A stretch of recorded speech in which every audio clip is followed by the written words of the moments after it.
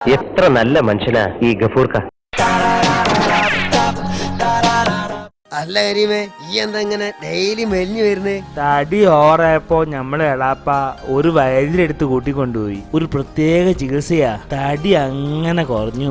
അതെന്ത് ചികിത്സയാ? ഈ കേട്ടിട്ടില്ലേ വൈദ്യരെ പറ്റി? ഒരു മാസം മൂപ്പറൂടെ കഴിയണോ. എന്നെ കണ്ടില്ലേ, പകുതി ആയില്ല ഇപ്പൊ. അല്ല, അപ്പൊ ഞാൻ പോയിട്ടുണ്ടെങ്കിൽ നമ്മളെ കാണാനുണ്ടാവൂലല്ലേ?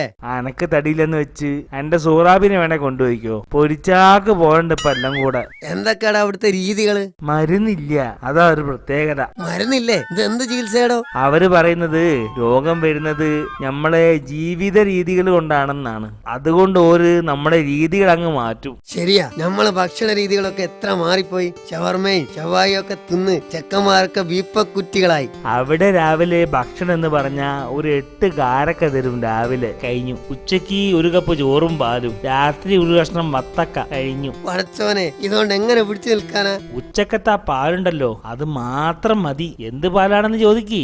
എന്ത് പാലാ? ഒട്ടകപ്പാല്. ഒട്ടകപ്പാലോ? അത് മതി. ഇന്ത്യ മൂത്ത കുട്ടിയില്ലേ, ഓൻ അത് മാത്രം അപ്പൊ കുടിക്കുക. ഇപ്പൊ തുള്ളി തുള്ളിയാ നടക്കുന്നത്. ആന്റെ റബ്ബർ പാലാണോ കുടിച്ചോടനെ തൊള്ളാന്? തമാശകളാ, ഞാൻ കാര്യായിട്ട് പറഞ്ഞതാ. നമ്മളെ കുട്ടി ഒട്ടകപ്പാല് തന്നെയാ കുടിക്കുന്നത്.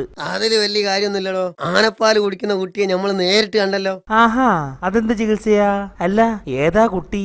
ആ കുട്ടിയാണ് മോനെ ആനക്കുട്ടി.